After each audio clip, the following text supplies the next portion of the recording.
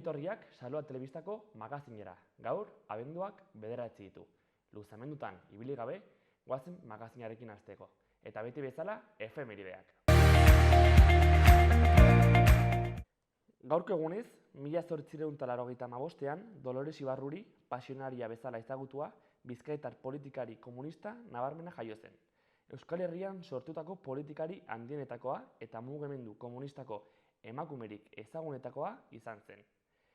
Gaurko egunez, ere, 1931an, Espainiako Konstituzio Errepublikarra onartu zuten. 1981an, Espainiar gobernuak OTANi batzeko protokoloa sinatu zuen. 1987an, lehen intifada hasi zen Gaza eta Zisjordanian. Palestinarrek Israeldar agintaren aurka 1987tik 1993 bitartean egindako matxinada zehazki. 1991an, Sobietar Batasuna desagertu zen. Eta orain, agenda kulturala. Larunbatean, abenduak 10ean, bertso afaria egingo dute Txantarako Euskaldunen biltokian. Ainara Ileregi, Josu Sanjurjo eta Idoia Granizo bertsolariekin. Eguerdiko ordu 2:30 izanen da, 15 euroko prezioan. Igandean, Ainbo, Amazionako gerriari aurrentzako filmaren emanaldia ginen da, Txantarako Euskaldunen biltokian, arratsaldeko 5:00 Bitartean, txokolatea eskainiko da ere. Igandean ere, Goxuan salsa taldearen kontzertua egingo da Zentral Antzokian, arratsaldeko 7:30. Eta, orain, goazen gaurko egunkarien azalak ikustera. El Diario de Noticias egunkariak bere azala irekitzen du lanbide heziketako matrikularen gorakadarekin. Ikasturte honetan 12.000 pertsona baino gehiagok eman baitute izena. Argazki nagusian lagun talde bat ageri da, Iruñeko udaletxearen ondoan. Zubiak Iruñeko hotelen 195 hartzen duela dion titularraren azpian. Zehaztu dutenez, bisitari gehienak Kataluniatik, Madrildik eta Euskal Autonomia Erkidegotik etorri dira. Fermin Otamendi epailea, Osasunaren auzia, Zerbera, Nafarroako PPko presidente ohia edo Txupinazoko ikurrina ikertu zuena, Gironara bidali dute. Diario de Navarraren portadako argazki nagusiak ere zubiari men egiten dio, baina titular negatibo batekin. Izan ere, zubia lasaitzat jo du. Iruñak iaz baino bisitari gutxiago izan ditu data berberetan, azpimarratzen du egunkariak. Titular nagusiari dagokionez, Nafarroako ostalaritzak atzerriko sukaldariak ekarri nahi dituela adierazten du. Eskulan faltagatik, ostalaritza elkartea lanean ari da Kolonbian, Perun eta Txilen kontratatzeko. Garak bere titular nagusian Euskal Autonomia Erkidegoko etorkizuneko hezkuntza legeari erreferentzia egiten dio. Hezkuntzako eragileek ausardia erakusten dutela euskararen auzian adieraziz. Argazki nagusian Durangoko azoka agertzen da, komikiaren garrantziaz aipatuz. Asteazkenean ateak zabaldu zituenetik, atzokoa izan zen egunik jendetsuena Durangoko azokan. Azken urteetan ikusi ezin izan den irudia berreskuratu da, eta jendetza biltzen ari da bertan. Era berean, Bil Gaiten elkargoari egiten dio erreferentzia, abertzaleen eta ezkertiarren gunea izango dena. Bestalde, Elkarrekin herriarentzat, jeltzaleen eta frantziar eskuindarren bilgunea izango da. Berriak ere, Durangoko azoka darama argazkian. Musikari eusteko euskararen bila titulupean. Euskarri digitalak ugaritzen ari direla aipatuz. Titular nagusi gisa, Iranek gazter bat exekutatu duelaren berri ematen du. Protestak hasi zirenetik lehen aldiz. Politika arloari dagokionez, Peio Etxelekuri, Euskal Elkargoko hautetxeari egindako elkarrizketa agertzen da. Eta halaber, Nafarroarenan izango den Nerea Ibarzabalen hitzak ekartzen ditu. Egunkarien azalekin bukatuz, Euskal Herri Irratiak Euskal hedabide gehienen haritik jo du, eta Durangoko azoka du mintzagi nagusi bere portadan. Nafar sortzaileen eta argitaletxeen eskaintza zabala dela azpimarratuz. Gainera, Klub Natazion Kirol elkartearen sortzaile errepresaliatuen historia ekarri dute bere azalan. Gaur, abenduak 9, 7:00 hitzaldia egingo dute Klub Natazion elkartearen sala batean, historia hau bazkideei kontatzeko. Sarrera doainikoa izango da.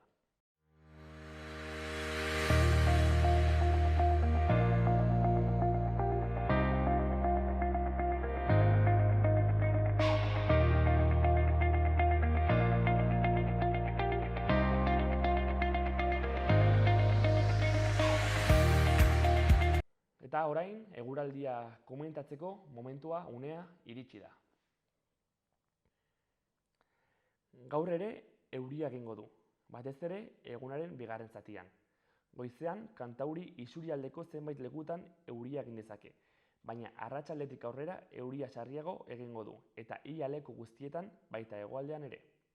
Iparraldean tenperatura maksimoek berdintsu jarraituko dute, baina hegoaldean koska bat igo daitezke.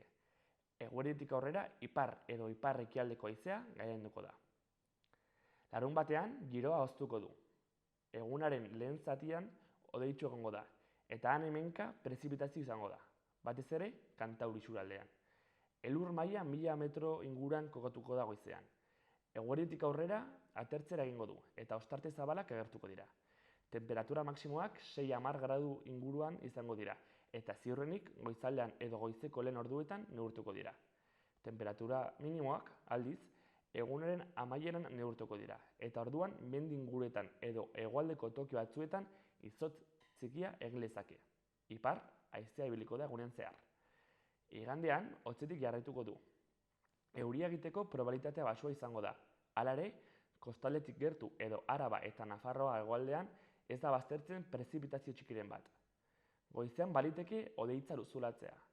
Goizaldean eta goizean goiz izotz txikia egin lezake hegoaldean. Egin lezake. Temperatura maksimoek berdintsu jarraitu.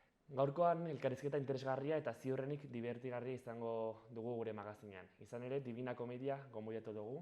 Eskerrik asko gure gonbidapena onartzen zagatik. Eskerrik asko zuei gonbidatzeagatik. Bueno, lehenik eta behin eta mamian sartu horretik zer moza be? Osongi, dragak dakarren konfort faltarekin lidiatzen, baina bestela oso ongi. La muerte de la comedia izeneko showa aurkeztera zatoz. Konta iguzu pixkat zertan datzan proiektu berri hau. Hau da proiektua nikin jo dela nire lagun Maider Lazkanorekin dela humorista bat, eta biak ginen Iruñan, eta biok egin ditugu hainbat alditan humorista edo bakardizketa humoretsuak edo horrelako gauzak, eta egin nahi genuen gauza bat batera. Porque badago ikuskizun zoragarri bat Bilbao deitzen dela Despotorre edo Despotorropen, eta da komediarekiko ikuspuntu pixka berriagoa edo freskoagoa dakarren gauza bat. Komediak eta monologoen asuntuak daukon arazorik handiena da oso profesio maskulinizatu bat dela, eta azkenean monologozko ikuskizunak bihurtu die olako bost tipo bizardun burusoien desfile baten mi mujer beti ez gau gura. Eta bada monologo ikuskizun bat, beste edozein bezalakoa, baina gure intentzioa da, ez dakit nabaritzen den, baina identitate desberdinei agian ematea bizibilidadia eta erakustea egin daitekela umore alde guztietatik, eta hobeto. Porque badago balio bat errespetuarena eta empatiarena, batzutan galdu egiten dela gure gizon heterosexual maskulino tipikoen diskursuan, porque uste da beste dan ez doiala haiekin, baina hori da azkenean. Eta irakurri izan dut show bat baino, open mic delakoa izango dela. Kontatuko diguzu zertan datzan desberdintasun hori. Open mic formatua, edo mikro irekia, suposatzete euskeraz, itzulpen gintzain nauen unibertsitatean. Da formatu bat non edonor, teknikoki edonor igo daiteken eszenatokira. Ez momentu berean, porque nire lagunek esan zuztian, ai, ni goko naiz, ez, egun hortan ez. Egun hortan daukagu ja gonbidatu lista bat preparauta, haiek igoko dira eta egingo dute haien testua. Baina bereizgarria da, zeren eta zuk sentitzen baduzu zerbait frogatu nahi duzula edo eszenatoki bat dastatu nahi duzula karaoke baten moduan, baina hitz egiteko. Komentatu zeiken irekin, Maiderrekin edo showen egondan edonorrekin, eta zerbait organizatu dezakegu. Da jendeak eukitzeko espektatiba bat igual espontaneoagoa. Hau ez da hilabetetan errepikatu eta praktikatu eta ensaiatu den comedy show bat. Hori da beste gauza bat. Open mic da gauza bat simpatikoa. Orduan edonor igo daiteke bertara, ezer preparatu gabe eta... Hombre, eskertuko genuke zerbait preparatzea. Porque da hori, zu bazatoz orain egin behar dugu hilabetean behin.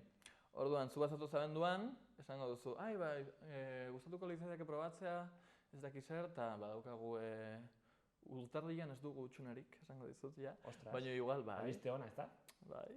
Baina igual, otsailerako edo martxorako gonbidatuen artean sartuko zaitugu, eta denbora honetan, pertsona honek nahi badau prestaketarekin laguntzea edo zein gauza, bai, baina espontaneoki igotzea nik ez nuke gomendatuko inoiz eszenatoki batera. Eta gurean gutxiago. La muerte de la comedia du izenburua proiektuak zergatik? Ba, bueno, nik daukot patroi bat lan egitarakoan, eta da, bat-batean okurritzen zaizkit izenak. Eta izenen inguruan egiten ditut proiektu guztiak. Osea, lehenbizi izena eta gero ja proiektua. Eta pixkat, la casa por el tejado. Baina da, ni daukadan metodu, ez dakiz egatxik. Eta Maiderrek eta nik, genekien, egin behar genuela zerbait, Iruñean, porque ez zegoen stand-upeko eszena handirik, edo tal, baina ni nagoen oso ataskauta izenarekin, porque ez nekien zer egin. Eta esan nuen, nire izena Divina Comedia, beti noia pues como beltzez, como así un poco maligna. Eta esan nuen, ze graziosua izango litzateken itxia La muerte de la comedia, holan sarkastiko, en plan, la muerte de la vieja comedia, de los burusoies, esan dutzu dana. Eta ni ukitzia esnatoki gainean funeral bat bezala, hori hil jabo, claro, la comedia, ni neu, hil janago. Eta ideia honetatik hasi ginen tiraka Maiderotani, eta egon gare, como 15 ordu, etxian lanian kartoiak juntatzen, hilobi bat, nola esaten da atauz? Bueno, kutxa, hilobi ez datun ba, ez dakit, kutxa bat eitzen, niretzat, non egon behar naiz, oso graziosa, gure esnatoki gainean. Beraz, espero daiteke, nolait, komediaren berpizkundea? Ba, oso politxi izango zen, gainera ditu konotazion religioso-kultural pixka batzuk, bai, no me las quiero dar de, baina bai izango litzateke graziosua. Bale, eta komentatuko diguzu zein izango den zure papera open mic edo mikroirekian, eta zeintzuk hartuko dute parte? Ba, behitu, hartuko dugu parte nik eta Maiderrak, lehen da bizi Maider ezin izan detorre, baina da ni bezain importantea ikuskizunean, de hecho, pentsatuta neukan bere argazkitxo txiki bat ekartzea, baina ez du egin zaitezike barkatu. Tributo gisa, ez? Bai, dau lanean, dau bere benetako lanean, porque de la comedia no se puede vivir. Baina izango gara lehenengo emanaldi honetan nita Maider kopresentatzaile, eta kopresentatzaile bezala daukagu hainbat lan showaren sarrera, showaren amaiera egitea, baina honetaz gain badugu gure sekzio txikian, on gure monologa egiten dugun. Eta gero dira, 3 gonbidatu, bat da Anelindane, dela Despotorreko partaide bat, Bilboko ikuskizun feministaren partaide bat, da komika bat super irreverente eta violentua, eta da oso txokantia, porque da como 1,40 m pertsona bat ulia erlagoxakin, eta dauko energia oso kaotiko bat ekartzen daena. Itzen ditu hainbat ikuskizun euskeraz, de hecho, hau ez da izango, baino hori da pertsona oso interesgarri bat eta gogo asko ditut ikusteko. Bestea da Aizea Malabarizia, dela nirekin egin ditu hainbat ikuskizun jada. Eta dauko estilo oso pekuliar bat, anaren pixkat kontrakoa, porque da askoz ere erlaxatu dagoa, da neska bat bera komedian hasi zen clown metodoaren bidez, bera paiasua da, umiekin eta itzen daulan, eta gero pasau da monologoetara, así que dauko como ikuspuntu. Askoz ere zuriago bat, ez dago hainbeste, porque normalean komedian, para la risa fácil, solemos tirar de violencia, edo sexua, edo droga, edo tal beti errespetua kontuan hartuta, noski baietz. Eta neska honek dauko bere estilo askoz ere xelebreagoa, ikustu izango dela kontraste oso interesgarri bat. Eta gero dator beste neska bat izanela Garaui CJ, eta neska hau pertsonalki ez dut ezagutzen, eta beraren inguruan esateko daukadan bakarra, dela Maiderren laguna, eta Maiderren kriterioan guztiz konfiantza daukat. Burusoiak aipatu dituzu, gizon bizardunak, beraz, kritika dagoela jakin badakigu, zein da izkutuan dagoen kritika? Lehen da bizi izan dut ez dudala generalizatu nahi, ez dau korrelaziorik zure buruan daukatzun hilarekin eta zure ikuspuntu politikoarekin, baina badau patroi bat, non ikusten dituan komediako espektakulu guztiak die bizardun burusoiak. Eta nada en su kontra, haien konteniduaren kontra pixka bat. Gure kritika da hori, komedia bihurtu izan da, komedia betidanik izan da instrumento revoluzionario bat, bale? Osea, komedia betidanik izan da, nahi duguna da, gizartean dauden hainbat kontradikzio edo hainbat gauza tonto, dien bezala utzi komediaren bidez. Da, instrumentu oso erabilgarri bat usteko begibistan gure munduan ditugun injustiziak edo erremintza honek. Eta ez da erabili behar, porque erabili daiteke, baina ez da erabili behar mine egiteko. Jendia dauko umore baltzaekiko obsesio bat, eske ni humoria da oso baltza, eske ni naz oso ganberro, eske bla. Ezin dozu barrein gaizki pasatzen ari dagoen norbaitzen inguruan. Hori ez da komedia, hori da bulina eta badakigu gaizki dagoela. Orduan umore baltza, genial, egon binaz hilkutxa baten. Empezamos bien. Orduan, eta beltzez noia osua. Así que umore baltza noski baiez, baina nahi gau igo eszenatokira perspektiba berri bat, perspektiba empatiko eta errespetuz josiriko bat, dentro de la mamarratxez de la komedia, noski baietz. Pixkat laburbilduz, zer espero dezakete bertaratuko direnek? Ba, oso ondo pasetea, porque jendiak normalian petxetan dago, hau da tristia esatia, porque oso tristia da, baina jendiak petxetan dago, zuk aktivismo politikoa itxen bazu, ez daukotzula graziaik. Porque sare beti el que le saca la puntillita a la gente. Baina hori oso graziosoa izan leike. Eta aktivismo politikoaren barne eta gure mezuaren barne, en plan, nau pinta honekin, eszentoki gainean, eta horrek mezu politikoa badauka, por desgrazia, ba, oso ondo pasagaike eta barre kristonak botagaike, eta niri pasau jaten moduan, seguru aski, igual jendia ikusten dauenean, komedia zeikezula normala izan ja, eta respetuakin, eta ondo pasatzea sin hacer ese tipo de mierda. Ba, igual esango dau, oin, ja ez dut ikusi nahi Goyo Jimenezen espeziala, baina etorri binaz, la muerte de la komedia. Txintxarri tabernan, 8 ditean, zapatuan. Aprobetxatu. Bueno, nola izan da prozesua? Jakin badakit atzetik lan handia egin duzuela, eta behingoz, asteburunetan errealitate bihurtuko da. Nola izan da? Gaz, maidera eta nik ardiakaz.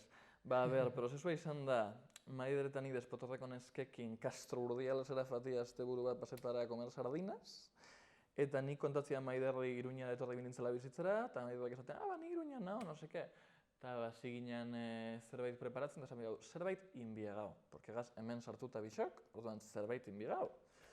Eta hasi ginen bueltak emoten asuntuai, eta okurriru jaten lo de la muerte y lo de tal, eta hasi ginen tabernetatik eskatzen, Maiderrek zituen hainbat lagunei deitzen aber lokalen bat, ponderatu ginen inkluso itxia como toki kulturalago baten, como ez dakit un katakarrak de repente edo lako zehose, baina azkenian optau ginen por una cosa más ludika, esan dezaun, eta egon bigara Txintxarri tabernan daukola esanatoki oso politx bat, eta behin ideia eukita, izan da dana prestatzea, testua prestatzea, ensaiatzea, ordena prestatzea, senatokirako dekorazioa prestatzea, que ver quien te hace eso, porque jendia igotzen da en sudare y en vaqueros, que vergüenza.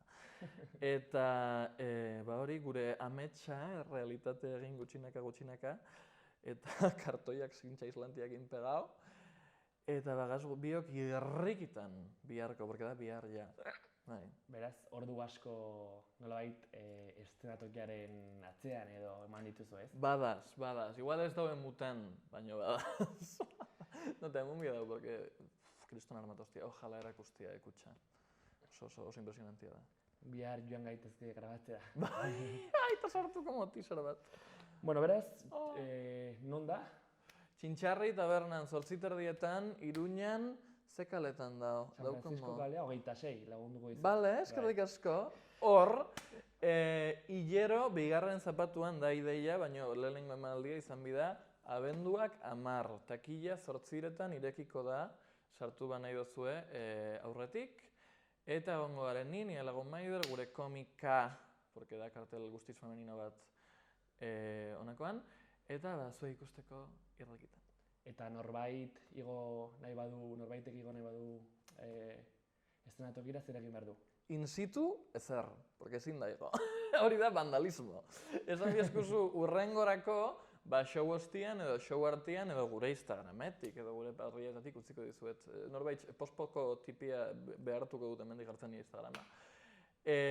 Bidali mezu bat eta esan nahi, probatuko nahi nuke hau, Iruñan bizi naiz edo hurbil, porque bestela, eta animao, noski, biegau hori, biegau esena, biegau jendia. Nire partez, hau da guztia, zara gehiago gehitu nahi duzu? Ez dakit, nik uste dut ezat. oso ondo pasatzea, eta etortzea ikustera mesedez. Animatzaile jendea, Txarri taberna animatu zaitezte, bai. Ba, eskerrik asko gurekin egon izanagatik, plazer bat izan da. Berdin. Eta hau izan da guztia gaurko, honekin bukatzen dugu magazina. Bihar arratsaldean plana daukazue San Francisco kalean, beraz badakizue, eta asteburu on pasa.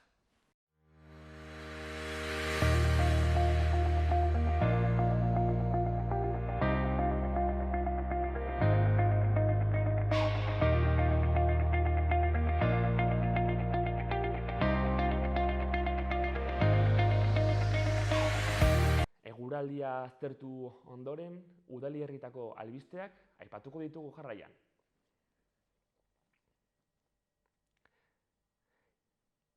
Esan bezala, Iruñerriko udalen azken albisteak komentatuko ditugu. Lehenik eta behin, Atarrabiako udala dugu hizpide. Temperatura baxuek osasunean dituzten ondorioak prebenitzeko gomendio orokorrak ematen ditu udalak. Era berean, Gabonetako agenda aurkeztu du. Abenduak 24, larunbatarekin, Olentzero eta Mari Domingiri egingo zaie harrera, arratsaldeko 6etan. Txokolata da, kantak eta txikientzako tailerrak ere bere lekua izango dituzte. Zizur nagusiko albistei dagokionez, 180 lanpostu baino gehiago daude Zizur nagusiko poligono berrirako. Zizur nagusiko udalak Ardoiko poligono berriko markak aurkeztu ditu. VDR-rekin batera, Jon Gondan, Zizur nagusiko alkateak eta Fernando Bidaurre VDR-ko CEOak aurkeztu dituzte markak. BM Supermerkatua edo Telepizza, besteak beste. Azken bi hauek abenduan irekiko dituzte ateak. Horretaz gain, ehungintza eta osagarrien nazioarteko enpresa bat eta ospehandiko kafetegi gozotegi okindegi bat ere egongo da. Bestalde, desgaitasuna duten pertsonentzako aparkatzeko txartel guztiak 2023ko martxoaren 24 baino lehen berritu beharko dira. Azkenik, Iruñari erreparatuz, azken orduko albiste gutxi. Aipagarriena, astelehenera arte herritarrek galderak eta ekarpenak bidaltzen ahalko dituztela Ermitagaino mendebaldeko auzo eztabaidagunera da. Abenduaren 15ean, Navarro Biloslada bigarren hezkuntzako institutuan eginen den auzo eztabaidagunean Enrique Maia alkatea eta Fernando Villanueva auzo horri dagokion zinegotzia izanen dira. Herritarren eskura posontzi elektroniko bat jarri da. Aurrez galderak, proposamenak eta ekarpenak bidal ditzaten. decide.pamplona.es webgunea ere horretarako erabilgarri dago. Abenduaren 12 arte jasotako ekarpen guztiei eta auzo eztabaidagunean egiten direnei saioan bertan erantzunen zaie.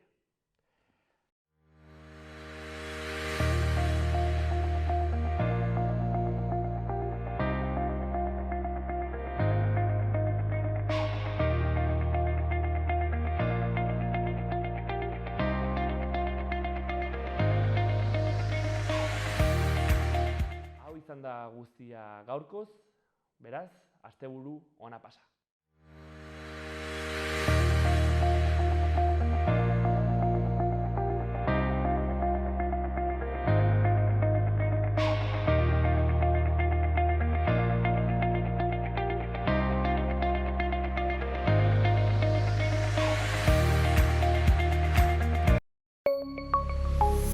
Gobierno de Navarra. Nafarroako gobernua.